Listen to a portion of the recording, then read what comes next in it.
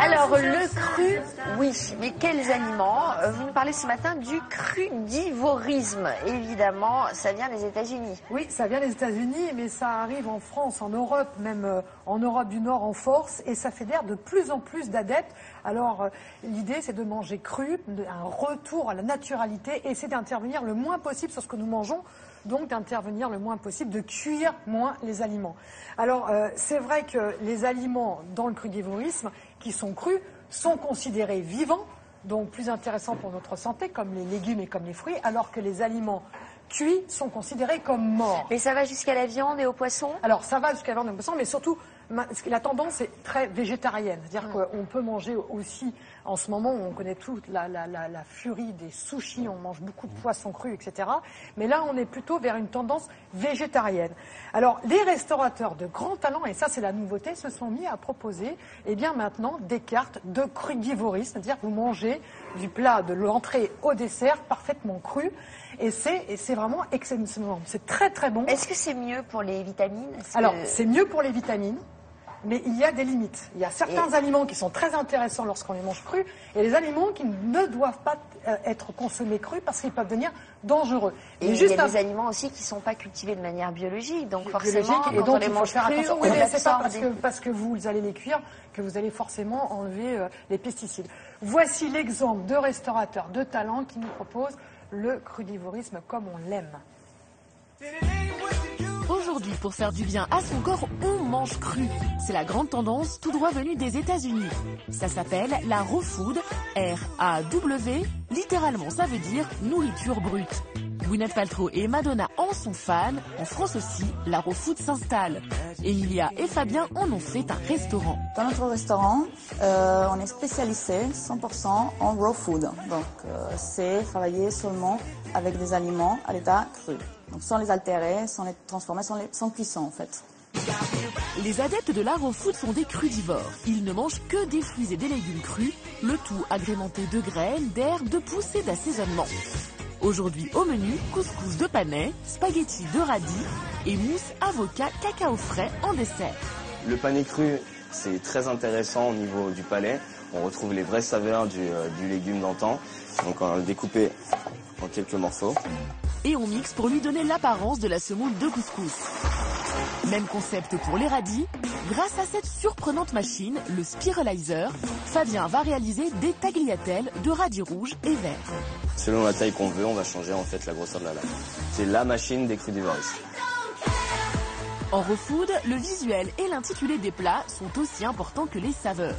Il faut en mettre plein la vue et plein les papilles en agrémentant les légumes crus. J'adore la raw food, c'est parce que je me sens toujours super bien, ça me donne beaucoup d'énergie. J'ai commencé à sentir les bienfaits 3 mois, 6 mois après, au niveau de la peau, même dans le système digestif, partout, c'est vraiment génial. Le principal intérêt, c'est bien évidemment un intérêt santé. Parce que quand vous mangez les aliments à l'état naturel, vous avez instantanément tous les bienfaits et les nutriments de l'aliment qui sont assimilés par le corps. Avec le panais, Sarah a fait le plein en potassium. Et avec le radis alors? Le radis, en plus bien sûr de prévenir les maladies cardiovasculaires, c'est surtout détox. Donc ça va vous permettre d'éliminer les toxines et puis de régénérer votre corps. Place au dessert avec un mélange inattendu. On va utiliser l'avocat pour faire un dessert à base de cacao cru. On va utiliser un peu de noix de pécan et de carreau pour agrémenter tout ça. Riche en vitamine E et en magnésium. Et ça donne quoi, Sarah? Si on m'avait pas dit qu'il y avait de l'avocat dedans, j'aurais jamais deviné, franchement. C'est bluffant, j'adore. Privilégier les produits bio pour éviter d'ingérer des pesticides. Mais nous, on se demande si la raw food, ça cale. En fait, les plats sont petits et on a l'impression que c'est pas assez grand, mais c'est riche en lipides, en protéines, ça nourrit. Fabien et Emilia nous prouvent que manger cru, c'est manger sain, mais c'est aussi manger créatif et gourmand. Alors, quel est Beaucoup de l'intérêt? points. Alors l'intérêt, donc manger cru, premièrement, effectivement, on conserve beaucoup de minéraux, beaucoup de vitamines et des enzymes qui disparaissent à la cuisson. Donc ça, c'est l'intérêt majeur. Ensuite, lorsque vous mangez cru, eh bien, vous allez mastiquer, vous allez prendre plus de temps et vous aurez un phénomène de satiété plus rapide. Donc vous allez manger moins. Les gens qui mangent cru mangent moins en quantité, en calories. Et puis c'est vrai que lorsque l'on mange cuit, on évite toutes les molécules suspectes, potentiellement dangereuses, potentiellement cancérogènes. On appelle les molécules qui viennent de la cuisson, comme par exemple l'acrylamide que l'on voit quand on cuit la pomme de terre à très haute température. Toutes ces molécules qui envahissent aujourd'hui notre alimentation ne sont pas retrouvées avec l'aliment cru. Voilà. Alors après, l'inverse. Ben oui, l'inverse. Eh bien, déjà, c'est difficile à digérer. Tout le monde ne peut pas digérer le cru. Il y a des fibres qui sont un petit peu difficiles, qu'on a du mal à digérer. Ensuite, des risques d'intoxication, vous voyez ce que je veux dire quand même. Il y a des germes pathogènes, il y a des parasites, il y a la fameuse salmonelle que l'on peut retrouver dans les œufs, dans la viande, dans le poisson, Non, etc. je me marre parce que je dis rien et Didier me dit, là, tu es très bien. Ah bon, d'accord. Et puis, quand on mange cru, on se prive de quoi? On se prive de l'amidon, des pâtes. On se prive de l'amidon, de certains féculents que l'on ne peut pas cuire. Vous n'allez pas manger des lentilles crues. Donc vous vous privez, lorsque vous mangez cru, de certains glucides qui sont intéressants pour la santé. Vous ne pouvez pas manger de pois chiches crus, Sophie. Vous ne pouvez pas manger de lentilles crues. Vous ne pouvez pas manger de pâtes crues. Or, ces glucides que l'on trouve dans ces féculents, dans ces légumineuses, sont vraiment intéressants pour notre santé. Ce qui est intéressant, c'est de manger des pâtes cuites avec des légumes crus à l'intérieur. Moi, j'adore faire ça. C'est pour cette raison que manger toujours tout cru, c'est pas forcément un aboutissement, c'est pas forcément l'objectif. Mais en revanche, de prendre quelques techniques du crudivorisme pour l'intégrer dans notre alimentation, c'est une très bonne idée. Et voilà la démonstration. On se dit oui, mais ça va pas être bon, on va manger que des végétaux. Eh bien moi, je vous dis aujourd'hui qu'on peut manger dans du cru. Donc ça, c'est le restaurateur chez qui nous avons tourné qui nous ramène cette table-là. Vous dites que parmi les végétaux qu'on n'a pas l'habitude de manger crus, qui sont très bons crus, il y a par exemple le brocoli. Le brocoli. Alors ça, c'est un exemple extraordinaire parce que le brocoli est très intéressant pour la santé. Et on le cuit systématiquement. Or, il faut savoir que le brocoli, quand vous allez le cuire, eh bien, vous allez faire disparaître une enzyme qui est très intéressante, une enzyme qui permet de développer, de booster votre foie. Et cette enzyme intéresse les chercheurs parce qu'elle aurait une protection contre certains cancers. Lorsque vous allez cuire votre brocoli... F-O-I-E. Pardon? Votre foie, F-O-I-E. Exactement. Et donc, quand vous allez cuire votre brocoli, eh bien, cette enzyme va disparaître. Idem pour la vitamine C. On sait que la vitamine C est très présente. Ce qui est très bon avec le brocoli, c'est de, n'est-ce pas, Frédéric, c'est de l'émietter. Exactement. Hein, de faire des petits émiettages de brocoli. Des tout petits sommités, comme on appelle ça, vous savez, les petits bouquets. Ouais. Mais il faut savoir que dans le brocoli, vous mangez la tige aussi. Elle est très très bonne. Elle est très bonne. Une limite, Sophie, quand même, il faut le savoir, pour les personnes qui souffrent d'hypothyroïdie, ça c'est très important parce qu'il y a eu pendant un moment des problèmes en Bretagne à ce sujet. Tous les crucifères, donc le brocoli, mais le chou, etc. Si vous êtes en hypothyroïdie, il faut faire attention parce qu'il y a une enzyme aussi qui bloque la production d'une hormone, l'hormone thyroïdienne. Donc, pas beaucoup, mais régulièrement du cru. Le poireau aussi, et le poireau, oui, et je ne savais pas. Cru, le il paraît que c'est je ne le très savais bon. pas.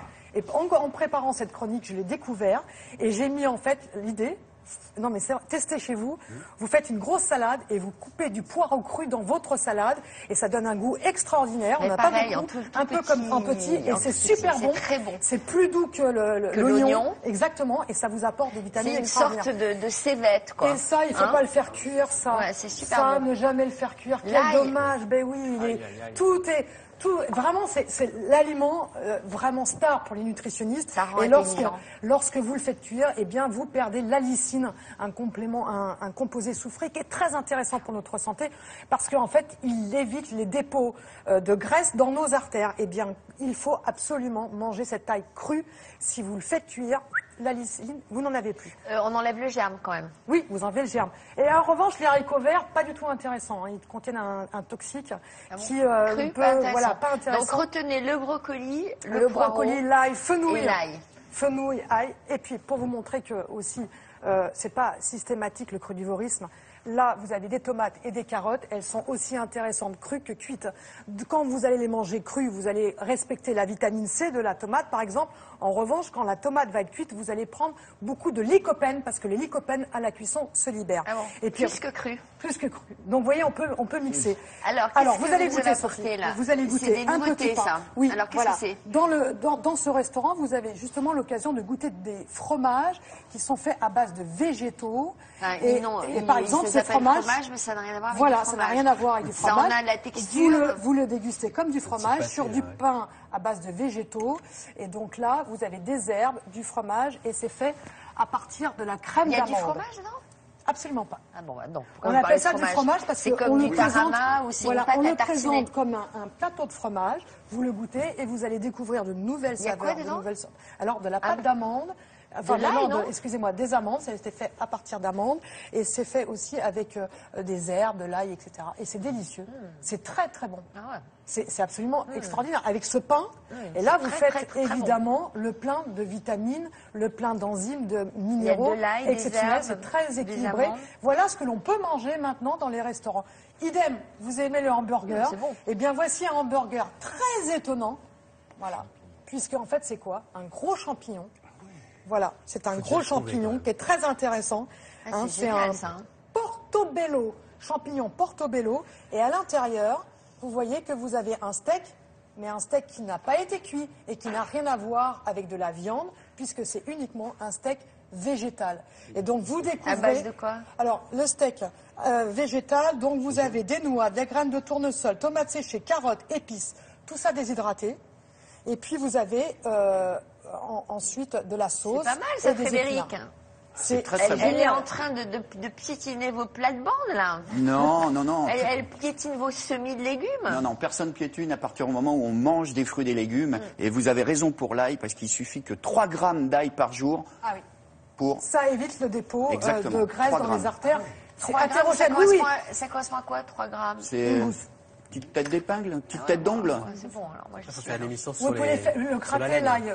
Un moyen très facile de mettre de l'ail dans vos salades, c'est de prendre du pain, de le faire griller, et vous grattez les petits pains avec de l'ail et vous le mettez dans la salade. Vous ne sentez pas que vous tombez dans un morceau d'ail et c'est très doux et c'est très sympa, ça fait des petits croutons. Alors là, vous buvez quoi là, Sophie? J'en sais rien. Du champagne? Non. Champignons, kombucha fermenté, mélangé avec du thé vert. Qui a fermenté. C'est pas terrible.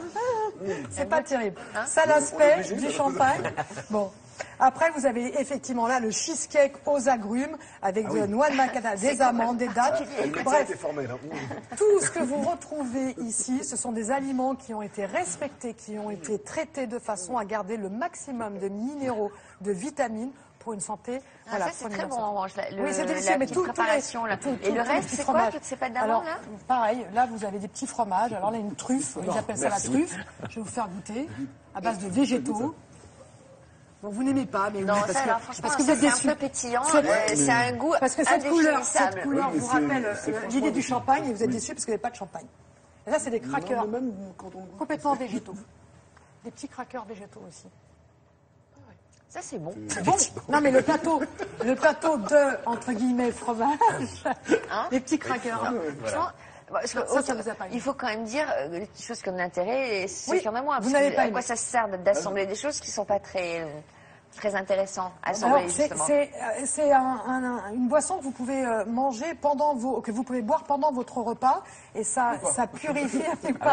J'ai l'impression que ça nettoie un petit peu. Les petits craqueurs. Non, là ça va aller. Merci beaucoup. Alexandre. Il y en aura pour tout le monde d'abord dans cette intervention.